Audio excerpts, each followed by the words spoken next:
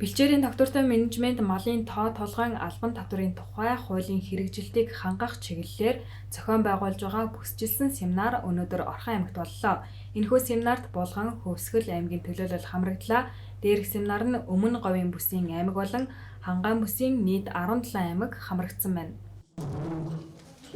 Ер нь бол энэ семинарыг бүсчилсэн семинарыг 2021 оны 11-р сараас эхлээд бид бол улсын хэмжээнд зохион байгуулж байгаа. Зөвхөн эхний семинарыг бол бид Дундгов аймагт Говийн бүсийн 5 аймгийг оролцуулан зохион байгуулсан. За мөн одоо Өвөр Хангаан аймагт Төвийн бүсийн аймагуудыг оролцуулан зохион байгуулсан. За Дорнод, Ховд гэсэн аймагуудад бол зохион байгуулсан. За өнөөдрийн байдлаар бол бүсчилсэн семинарт 17 аймаг оролцсон. За ингээд 3 аймгийг оролцуулах юм бол үндсэндээ 20 аймгийг бол бид хамруулан энэ семинарыг зохион байгуулад байна. За энэ бүсчилсэн семинарын үр дүн бол одоо их сайн байгаа гэж хэлж болно.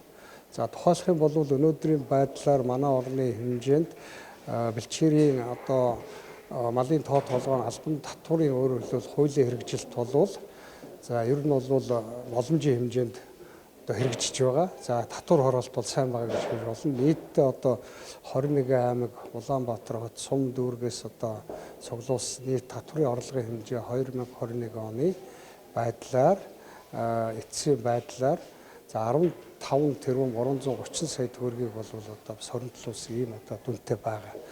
За энэ дээр бол бас хэд хэдэн өөрөөр хэлбэл одоо сайжруулах гэдэг юм анхаарах асуудлууд бол гарч байгаа.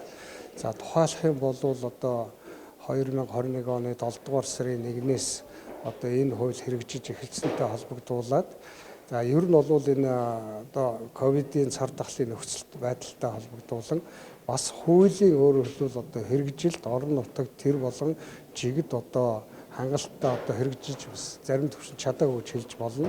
За тийм учраас зарим аймагуд тухайлах юм бол Баян хонгор энэ зарим аймагуд одоо зарим сумд энэ татварыг бол ихэнхдээ бол тэг хувилбараар бол тогтоосон одоо ийм юунууд байгаа, шийдвэрүүд гарсан байгаа.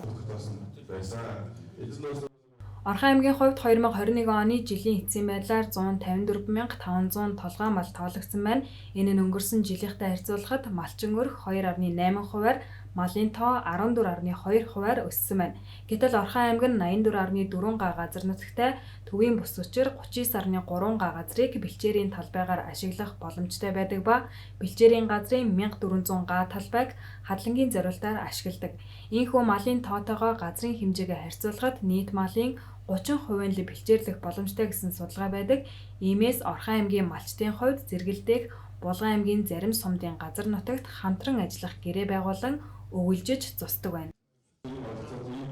Тэгээд ерөнхийдөө мал аж ахуй эрхлэж байгаа 216 малчин өрхөд болно 2280 малчин мал аж ахуй эрхлэж одоо түүнээсээ бүтээгдэхүүнээ үйлдвэрлээд зах зээлд борлуулдаг ийм малчин өрхүүдтэй. Газар нутгийн хувьд бол бид нар бол Орхон аймгийн Төвийн бүсэд харьяалагддаг тийм ээ. Тэгэхээр нийт 84.4 мянган га одоо Орхон аймаг нийт газар нутагтай үүнээс нь 39.3 мянган га бэлчээрийн талбай байна. 46.2%-ийг нь бэлчээрийн талбай эзлэж байна. Нийт бэлчээрийн талбайнаас одоо бол яг газар хадлангийн талбай бол 1400 га одоо нийт бэлчээрийн нутгийнхаа 1.6%-ийг л эзэлж байгаа. Ийм газар нутагт бол малын тоо бол манайх бол бэлчээрийн даасыг 2000 энтэй холбоод газар нутаг бага малын тоо бас газар нутагтай хэмжээгээр харьцуулах юм бол малын тоо бол нэлээд өссөн ийм үзүүлэлттэй байгаа. Ер нь бол тулгамжийн асуудал дээр би бол ер нь ихтгэлтэй бол дурдсан байгаа. Тэгэхээр бид нар бол яг Орхон сумын одоо манайхаас гэхэд Булган аймгийн Орхон сум 100 гаруй малчин мал өрхөд байна. Үүнээс бол яг ингээд яг Орхон аймагт хоёулаа тоологдсон 20 гаруй өрхөд л байгаад байгаа.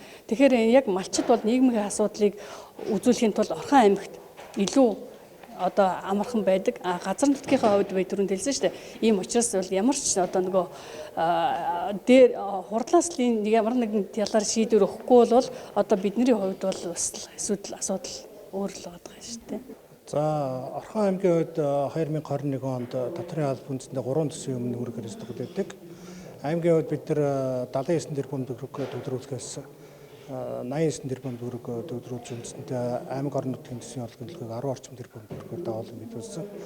За малын тодорхой албан татврын тухай хуулийн хувьд үндсэндээ Орхон аймаг өөрөө онцлог.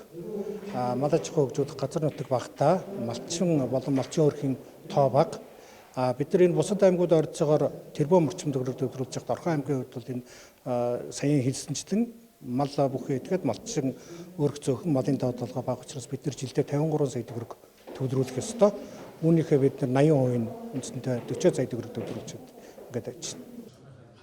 Бага газар нутагтай малчин өрхөйхтэй аймгийн тухайд малынхаа тоо толгойн төвшөнд нэмэгдүүлэх боломж байна гэж Хүнс хөдөө аж ахуйн хөнгөн үйлдвэрийн яамнаас үзэж байгаа гэдгийг хэлэлцүүлгийн үеэр тогтоосон байна. Учир нь газар тариалангийн аймагуудад өндөр татвар авч бэлчээрийн менежментийг сайжруулж болж байгаа учраас бусад аймаг орон нутгууд ч мөн энэ жишгээр явж болно гэж үзсэн байна. Ингэснээр эрчимцэн мал аж ахуйг хөгжих боломж бүрдэнэ гэж урьдчилсан байдлаар дүгнсэн байна.